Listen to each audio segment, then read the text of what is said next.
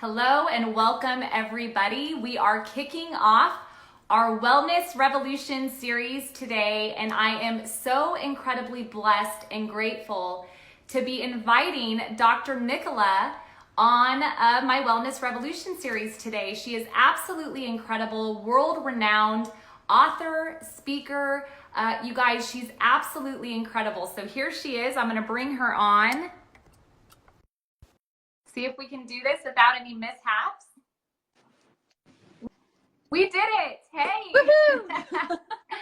Oh my gosh. Welcome, Dr. Nicola. We're so blessed and grateful to have you on camera with us today. Thank you. It's great to be here, Jenny. Oh my goodness. Well, thank you for being my guest. And you guys, like I said, we're kicking off this Wellness Revolution series. There is no better person to be sharing some really, really crucial information. We're going to be covering the topics today of inflammation, oxidative stress, opening up the detox pathway, and methylation. The great thing is that Dr. Nicola and I are going to be planning another live to get into more specifics, but thank you so much for being on with me today. And will you just give us a background? I didn't get a chance to do it before I added you on here, but will you just tell us just all that you've been able to accomplish and really where your passion lies? Yeah, absolutely. Would love to. So yeah, I mean, I was always sort of passionate about health and fitness. I grew up in Australia with a very healthy Aussie mum who used to, we were allowed to go to McDonald's twice a year, and that was a big treat. And, so I always had that background. And then I started working in the fitness industry when I was in my late teens, and that grew into studying nutrition. And then that grew into studying in Australia, naturopathy, like traditional naturopathy. And then I moved to the States, and I realized if I wanted to practice here and live here and make my life here, which I did, I had to really kind of go back to school and get the sort of American qualification. So off I went to Bastyr in Seattle, did 4 years there and got my doctorate in naturopathic medicine, and then moved to San Diego in 2003 and started working mostly with autism. I was very, very blessed to join a practice with a great autism doc, and he trained me and got me connected into some patient clinics and things like that. And so that was really great. And I loved it. I loved working with the kids.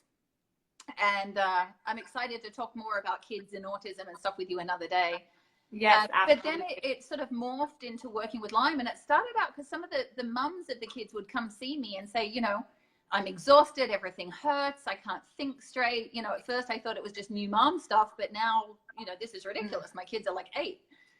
And so I would do the sort of functional workup and look at adrenals and heavy metals and, all different kind of elements. But Lyme was one of them. And it kept coming up again and again. And wow. So I started working more with the naturopathic elements of Lyme, and I'd refer out for antibiotics or anything more sort of Western med. And then over the years, I sort of just was able to integrate both. And so that's sort of 90% of my practice now is Lyme. 10% are probably still kids, autism. I see some PANS and PANDAS.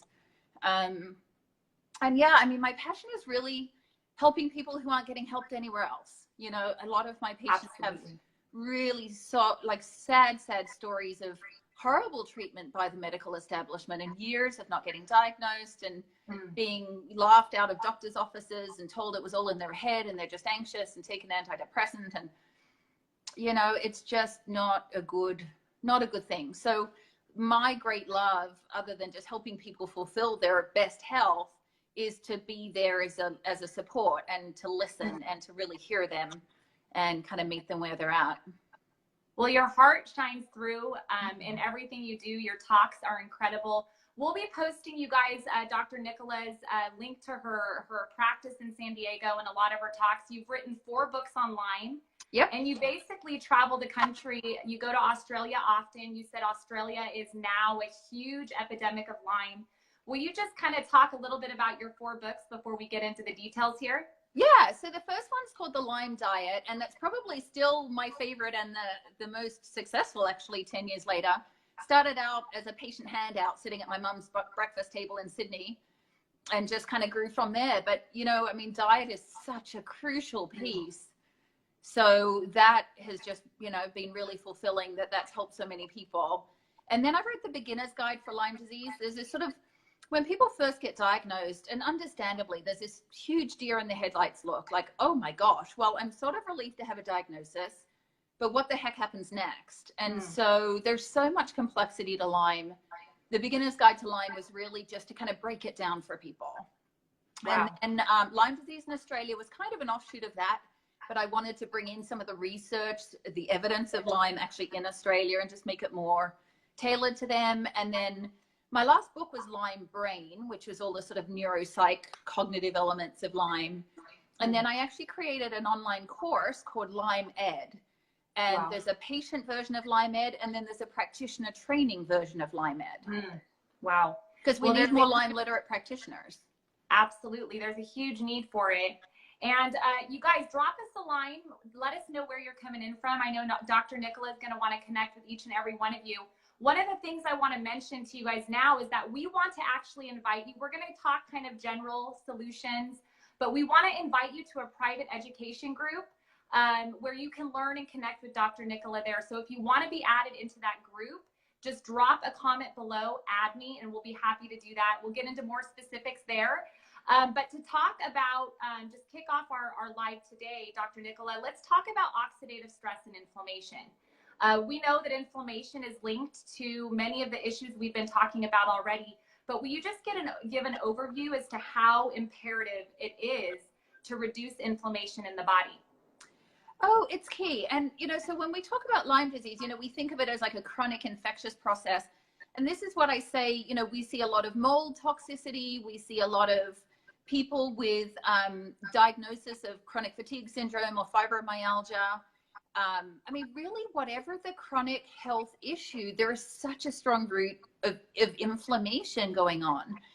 And so one of the things that happens when we treat Lyme too is it actually kicks up more inflammation through the process of treating it. So many of these chronic illnesses and chronic pain syndromes, inflammation is really at the root of that. And there's a lot of oxidative stress. Now, oxidative stress means free radical damage. And, part of that is a natural occurrence. Metabolism naturally creates some oxidative stress.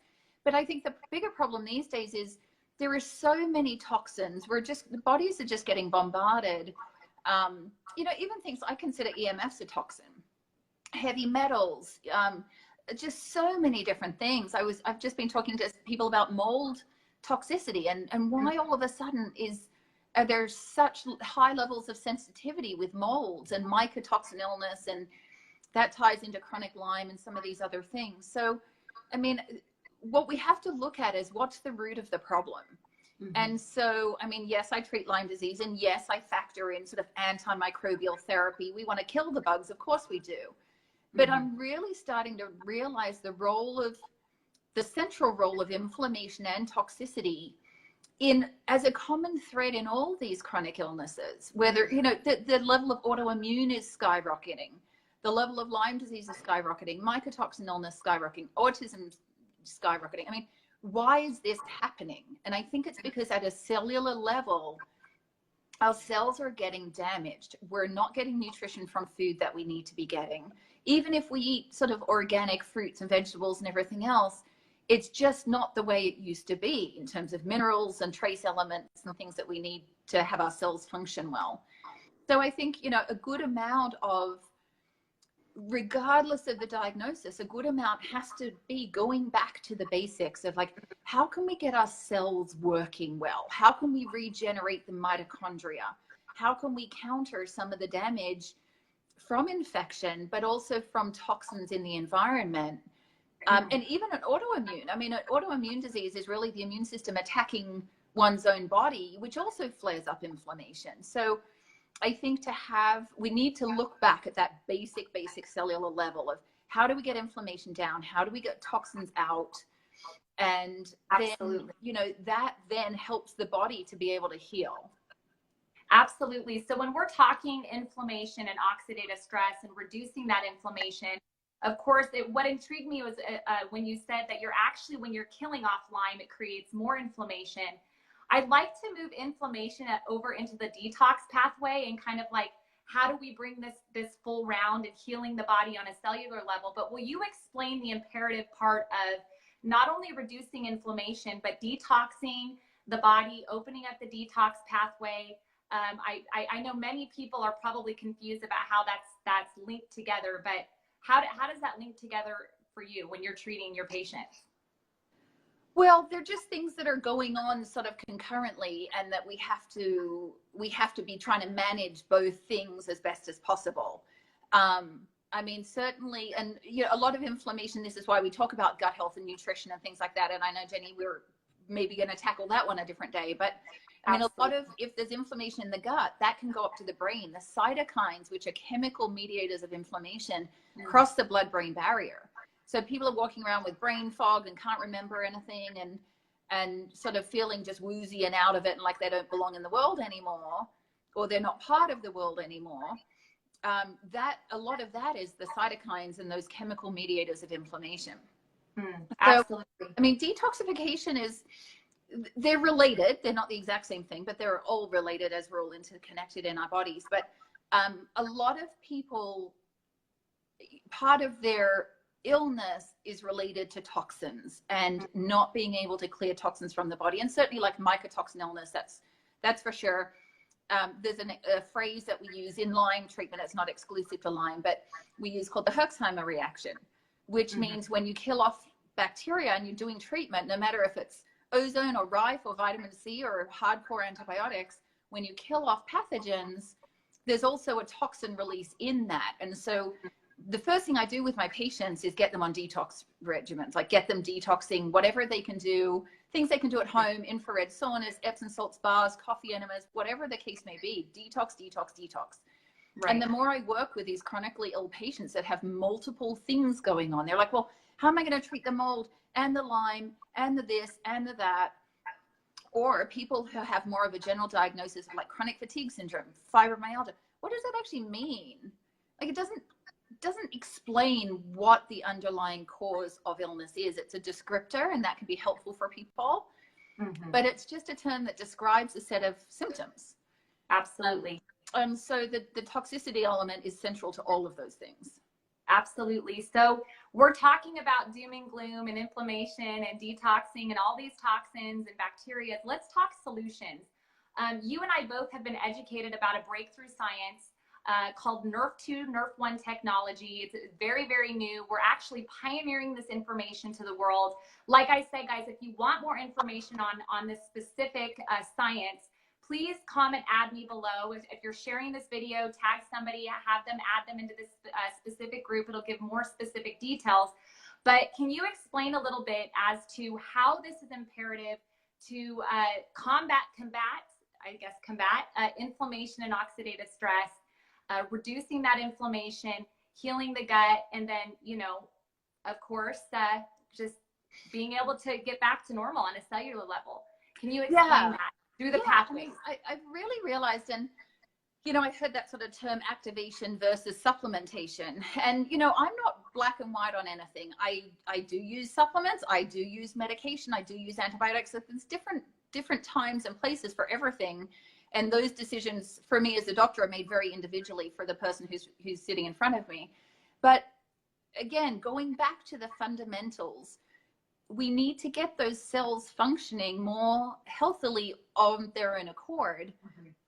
And so that's what the NRF2 is doing for me. And there's very few things that I have found that do so much with such a sort of minimal intervention. You know, it's like, so when I think of the NRF2, I think of reducing oxidative stress. Like that's one of the big things, because that will of course help manage inflammation and get the inflammation levels down. The other thing I love is it then naturally boosts glutathione production. And I've got a great love affair with glutathione. It's one of, like, to me, one of the most important substances in the body, and it's our key antioxidant. And so if we can use the NRF2 activators to boost natural glutathione production, open up detox pathways. And what I really love is it helps with the genetic expression. So we hear so much now about MTHFR or methylation defects and SNPs and this and that. And people are supplementing with methylfolate or methyl B12, methylated, you know, trimethylglycine. And I'm not saying that those things are bad, but we have tons of these genetic SNPs in our body. That's so much more than just methylation, although methylation is a big one. And that can really hamper how we can detoxify. So again, with the NRF2 activator being able to help genetic expression. So, the genes themselves may be the same, but how they're expressed, we can influence by our diet, by our lifestyle, by, what things we put in. And so there's some of the really key features for me. And then what I love about the NRF1 is the mitochondrial repair. I mean, we know in chronic illness, the mitochondria just get really wiped out. And, so having that NRF1 to help repair the mitochondria is a really good adjunct. And it just gets all the cells working better. So, yeah. I mean, I'm definitely, I'm a big fan. I'm taking them myself, even though I'm a pretty healthy person, because that gives me the best chance of aging well and preventing chronic illness and helping my body to cope with, our Western world. So it's so nice that the NRF2 activator has such widespread actions. Absolutely. Well, I know that I've heard in the naturopathic community that treating people with chronic diseases, there's so many things that, technically can help, but it's if you can get to the symptom and activate the body to repair itself and to heal on a cellular level, that's where the beauty is happening. And now the conversation within epigenetics and how gene expression affects inflammation and all of that, that's what people and what researchers are talking and discovering, that if you can, like you said, influence your DNA in a positive way, up and down regulating genes for inflammation and fibrosis, that's really where the healing starts. And so it's pretty incredible that, we know about this breakthrough science. We know that it's going to be helping people and really just doing an incredible job of giving them one up and just on the way to healing, which I think is so many people need. And instead of masking a symptom with a pharmaceutical, which is having more of an adverse side effect, we're actually looking at the root cause of disease. And this is what I love so much, Dr. Nicola. And can we talk a little bit about gut health? I know this is a different topic, going a little bit away from NRF1, NRF2 activation. And will you just explain the importance of gut health as related to the brain and how this affects chronic inflammation? Yeah, so like I said before, I mean, inflammation in the gut will travel to the brain. So whenever there's anything going on in the gut that is putting it out of whack, so that could be somebody eating gluten when they're gluten intolerant, or any kind of food sensitivities, that somebody's eating a food that causes an immune reaction. So we have a lot of different things, candida overgrowth, intestinal parasites, the gluten problem. I mean, there's so many different things in the gut. And gluten, just a note about gluten, is it increases production of zonulin. And zonulin is a substance in the body that can increase the leakiness of the gut. We've all heard that leaky gut sort of term. So that's one of the reasons, just one of many reasons not to eat gluten. But so then we get this leaky gut situation, and then food molecules get through the leaky gut and trigger an immune response, because the immune system is trained that a single amino acid in the blood is fine, but a chunk of protein, for want of a better word, is not fine. So the immune system goes on attack, which naturally causes inflammation, which then can travel through the bloodstream. Those cytokines and things I mentioned before travel through the bloodstream, can cross the blood-brain barrier, and cause inflammation in the brain. I call it fireworks in the brain. So that contributes to the brain fog and the memory loss and the anxiety and the depression and all these different things that are so common in chronic illness. So, I mean, really looking at gut health and looking at sort of individual food sensitivities, considering getting gluten out of the diet, making sure candida is not out of balance, because that's a really common thing, all have a really positive impact on reducing inflammation. Absolutely. Well, you guys, I just want to thank Dr. Nicola for being on with me today.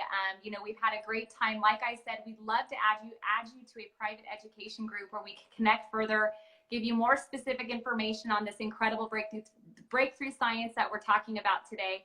But Dr. Nicola, would you just leave us with one last thought or idea? I know that your passion is just to empower people with their health.